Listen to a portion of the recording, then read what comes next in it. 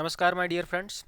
Let us see the next session in microcontroller circuit design. So what we will do is we will try to understand the complete system design with this particular microcontroller, and these are the different blocks that we are actually designing. However, we are proceeding one by one. So we have already completed the green marked one. Okay, so how to connect the power supply, how to connect the programming connector, LEDs, reset. So in this session we will do this push button and dip switches. So how to interface push button and dip switches in our microcontroller IOs. Okay, so what you can see is these are the push button that is there. So once you press this, it will go down and microcontroller will see a low. Okay, similar to that, let me just show it to you here. So as soon as microcontroller pin is connected, user PB0, so it will see high. As soon as you press this particular switch, this will get grounded, so my microcontroller will see a low. So this is how my push button has been connected. Okay, similar to that, other switch also can be connected. There is one more scenario where what we need is we need to have some configuration state or something like that. Okay, so these are the dip switches which can be used for that purpose. Okay, so let us say this is off side and this is on side. Okay, so when it is pushed this side, then it will be on, and this microcontroller switch will see, or microcontroller IO will see that it is high. Okay, so it can be, let's say we have 4 pins, so we can have 0 0 0 0 0 0 1 0, like that. You can have some 16 states, right? So whichever way you want, you can set the state of the IO pin. So basically this is the push button that it looks like, and this is the like a deep switch. So basically you press it up, then it will become on, and if you press it low, it will become off. So basically it will get opened up. Okay, so open and close, like that it is. So this is how we are going to interface this particular switch in our microcontroller. So let us open the circuit that we are designing. Okay, so this is the circuit that we had already seen, like we had last time LEDs. Now we'll try to interface our push button. So for that, let us say we need 2 push button and 4 dip switches. Okay, so what I'll do is I will use some of the IO pin for my push button purpose. Okay, so let me use these two as push button 0, push button 1. Okay, so I'll just press W and connect this. Basically any IOs can be used for IO purpose, so I am not actually very particular for choosing the IO functionality right now. I will be telling you how to start with IO functionality checking. Okay, so later that will be needed. However, this PB0 I am going to put. Okay, then I am going to take up this as, sorry, I am going to take up this net itself, and this will become PB1. Okay, so let us do one thing. I am not going to delete this circuit. I will take another page. Go to schematic and then new page. So new page has come and this new page has come. So double click this blank page will open. What is the first job that you have to do? Right click this page and schematic properties and go to millimeter and change it to your size. So I am going to change it to my A4 size. So this looks good now, right? Now our aim is to construct that push button circuit, right? So for that we need push button here. So go to parts and search for push button. Okay, so we have push button available.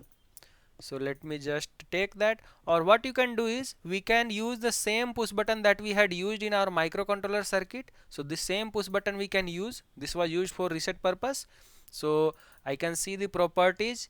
Let us see, we have everything mentioned here, so it is easy for us to make changes. Okay, so let's not redo the job. I'll just take the same circuit and put it here.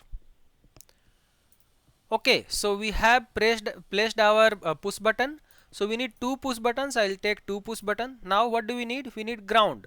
So for that, either you can take ground and power from here itself, or you can take from like place and go to power and ground. Okay, so I'll always prefer to use whatever is already available. Okay, so I am going to take these 3 things that we need for us.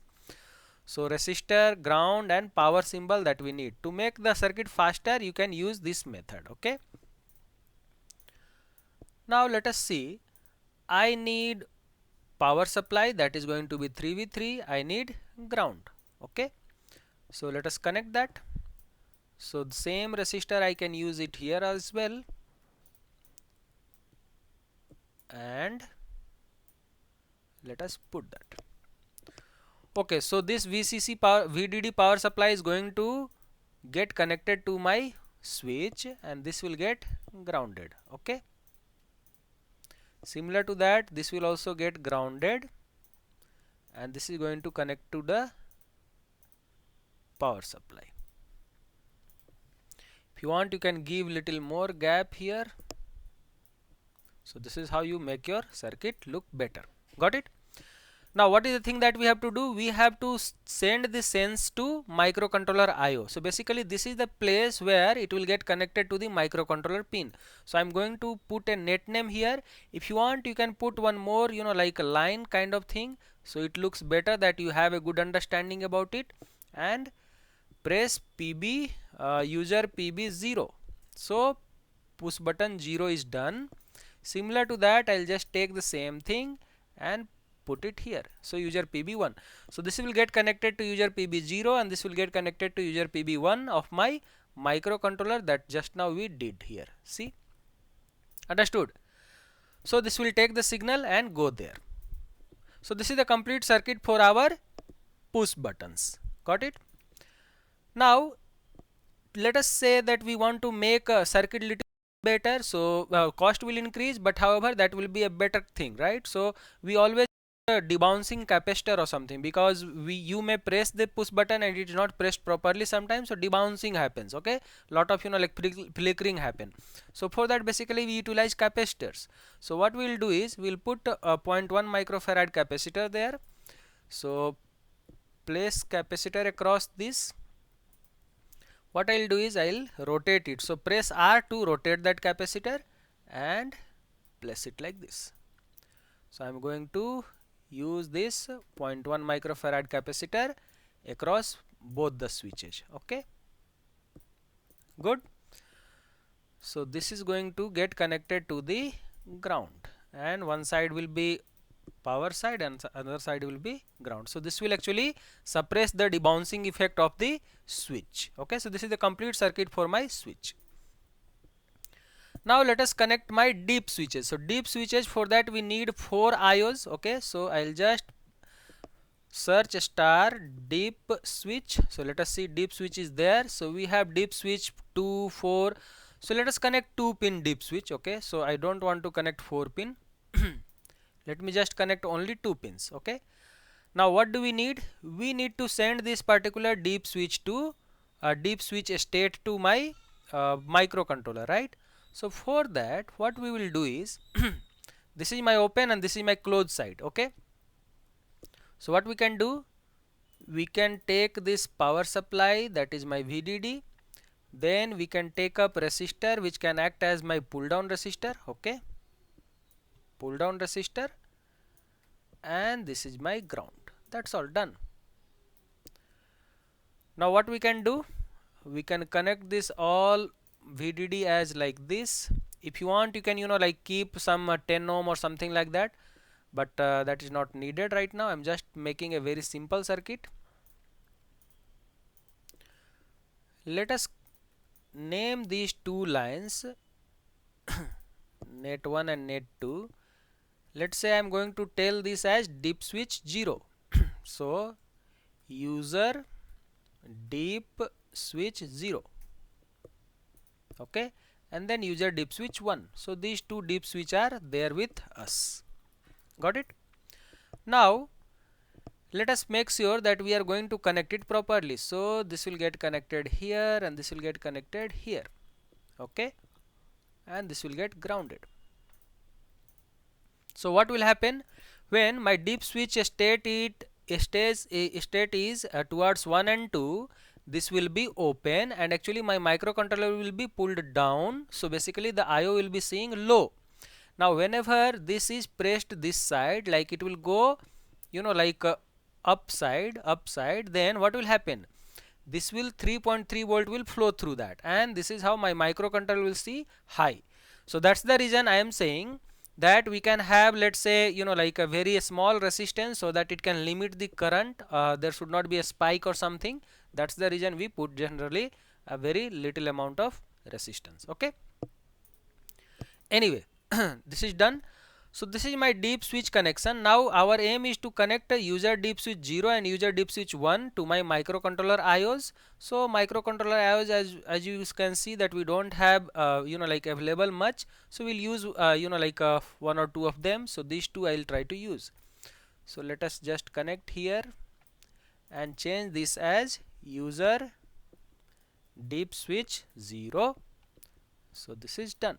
Okay, and then this will become user deep switch. Just control and press this, wait a moment, deep switch 1. So this is the complete circuit for my push button 0 and 1 and deep switch 0 and 1, and this is my deep switch and this is my push button. So this is a complete circuit that is there. What you can do is you can go to schematic, save it, and then you can print as well. So once you print this, I am going to write this as LEDs, and then let's say I am just going to write down PB and deep switch. So once you open this circuit, you will see a very nice circuit diagram with my deep switch as well as my push buttons. So see, we have deep switches, we have push buttons, and in the next page if you go, you will see your deep switches and push button that is connected. Okay, so alright guys, thank you.